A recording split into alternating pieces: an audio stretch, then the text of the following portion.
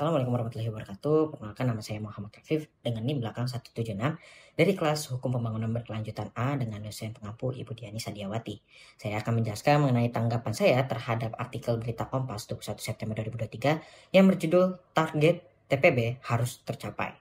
Pertama-tama, kita harus mengenal dulu apa itu tujuan pembangunan berkelanjutan atau Sustainable Development Goals (SDGs). SDGs adalah serangkaian tujuan global yang ditetapkan oleh PBB pada tahun 2015 untuk mencapai pembangunan berkelanjutan di seluruh dunia. SDGs ini terdiri dari 17 tujuan yang mencakup dari 4 pilar, yakni pilar pembangunan sosial, pilar pembangunan ekonomi, pilar pembangunan lingkungan, dan pilar pembangunan hukum dan tata kelola. 17 tujuan dan 4 pilar ini didasari oleh 5P, yakni people, umat manusia, planet bumi, prosperity, kemakmuran, peace, perdamaian, dan yang kelima, partnership atau kemitraan. Slogan dari SDGs adalah No One Left Behind, yang artinya tidak boleh ada negara atau masyarakat di dunia ini yang tertinggal dalam mewujudkan pembangunan berkelanjutan, sehingga semuanya harus saling bahu-membahu demi mewujudkannya. Mengapa perlu adanya tujuan pembangunan berkelanjutan atau Sustainable Development Goals? Karena tantangan global seperti kemiskinan, ketidaksetaraan, perubahan iklim, dan kerusakan lingkungan semakin kompleks dan saling berkaitan satu sama lain, sehingga memerlukan solusi yang komprehensif, holistik, dan terkoordinasi dalam menanggulanginya. Maka dari itu dibuatlah SDGs yang bertujuan untuk mengatasi masalah-masalah ini dengan cara yang terintegrasi dan berkelanjutan. Disinilah tujuan dari prinsip prosperity dan peace bisa terwujud. Siapa saja yang sebetulnya bertanggung jawab dalam pelaksanaan SDGs? Pelaksanaan SDGs ini adalah tanggung jawab bersama antara pemerintah, sektor swasta, masyarakat sipil, NGO, dan individu. Pemerintah bertanggung jawab untuk menyusun kebijakan dan program yang mendukung pencapaian SDGs. Sementara sektor swasta dapat berkontribusi melalui investasi yang berkelanjutan dan praktik bisnis yang bertanggung jawab. Masyarakat sipil, NGO, dan individu juga dapat berperan dalam mempromosikan kesadaran dan tindakan yang mendukung SDGs. Disinilah tujuan dari prinsip people dan partnership sangat ditekankan. Kapan SDGs sebenarnya dimulai dan berakhir? SDGs dimulai pada tahun 2015 dan diharapkan akan tercapai pada tahun 2030. Namun pencapaian SDGs tidak hanya terjadi pada tahun 2030, tapi juga akan diharapkan tetap bertahan setelah tahun 2030 dan berlangsung jangka panjang. Kemudian, di mana SDGs ini sebetulnya diberlakukan? SDGs ini diberlakukan di seluruh dunia, termasuk di negara-negara berkembang dan maju. Setiap negara memiliki tantangan dan prioritas yang berbeda dalam mencapai SDGs, dan upaya kolaboratif diperlukan untuk mencapai tujuan dari SDGs ini. Disinilah tujuan dari prinsip planet benar-benar diamalkan. Lalu bagaimana pelaksanaan SDGs sejauh ini secara global? Secara global, PBB melaporkan capaian SDGs hanya 12% yang sesuai jalur dan 50% lambat dan 30% stagnan atau mundur. Sepertiga negara berkembang mengalami krisis utang dan negara maju tak berhasil merealisasikan janji bantuan kepada negara berkembang, sehingga sulit pencapaian SDGs secara menyeluruh. Dalam laporan SDGs global, capaian negara berkembang dan miskin paling jauh dari target SDGs. Dibutuhkan bagi mereka 42 tahun untuk mencapai target SDGs yang seharusnya tercapai di tahun 2030. Kemudian bagaimana pelaksanaan SDGs di Indonesia? Pelaksanaan SDGs di Indonesia itu dilihat dari bagaimana pemerintah Indonesia telah berkomitmen terhadap SDGs dengan mengintegrasikan target SDGs ke dalam RPJMN 2015-2019 dan juga RPJMN 2020-2024. Indonesia juga telah mengembangkan pedoman metadata SDGs yang terperinci tentang cara melokalkan di setiap daerah dengan 319 indikator. Sejalan dengan fokus Agenda 2030 pada kesenjangan subnasional, pemerintah telah memfasilitasi pengembangan rencana aksi SDGs di tingkat provinsi. Indeks implementasi SDGs di Indonesia juga telah berubah sejak tahun 2015. Dilansir dari Sustainable Development Report, Indonesia awalnya berada di peringkat ke-98 pada tahun 2016 dengan skor 54,38, peringkat ke-102 pada tahun 2019 dengan skor 64,2, dan peringkat ke-97 pada tahun 2021 dengan skor 66,3, hingga terakhir di tahun 2022 naik peringkat ke-75 dengan skor 70,16.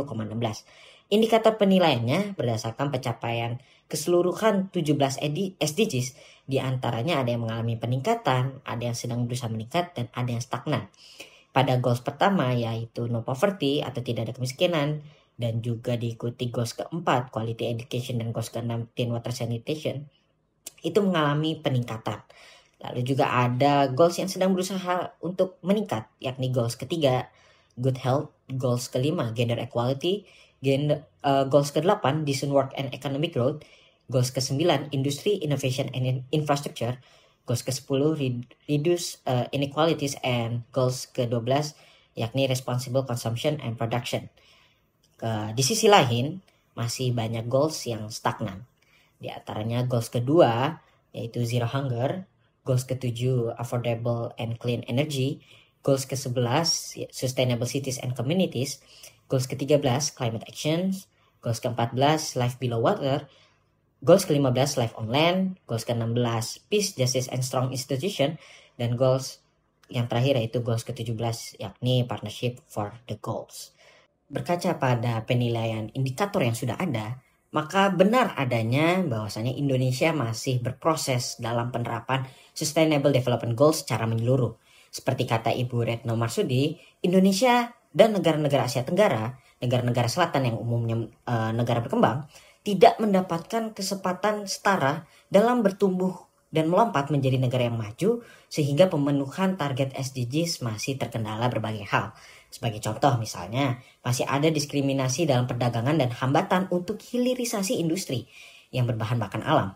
Hal ini beririsan dengan goals ke-8 dan 9, yakni bagaimana negara kita menciptakan industri yang berkelanjutan sehingga dapat menopang perekonomian yang maju.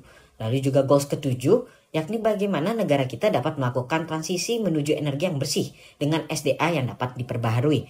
Negara kita masih kesulitan karena untuk mendapatkan energi yang lebih bersih itu cenderung mahal dibandingkan misalnya penggunaan batu bara sebagai sumber daya energi. Dan yang terakhir adalah goals ke-17, yakni partnership for the goals. Negara-negara maju masih dinilai belum dapat membantu negara-negara berkembang, seperti misalnya kurang adanya transfers of technology dan transfers of knowledge dalam pengembangan infrastruktur yang berkelanjutan. Juga banyak negara-negara maju yang belum sepenuhnya memenuhi komitmen Official Development Assistance, yakni sebuah bantuan finansial dari negara-negara maju.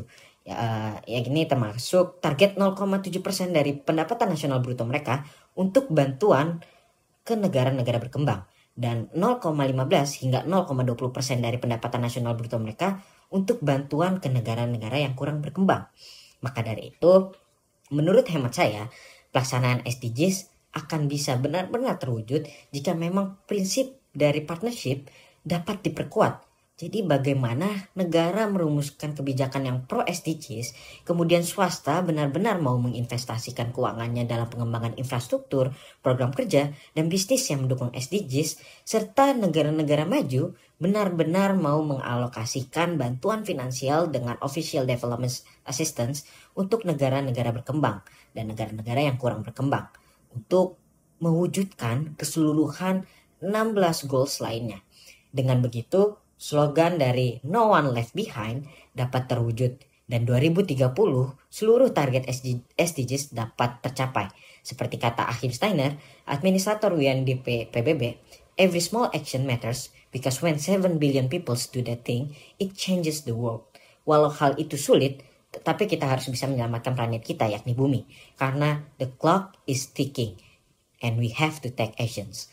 Ban Ki-moon, Sekjen PBB ke-8 mengatakan, Sustainable Development is the pathway to the future we want for all.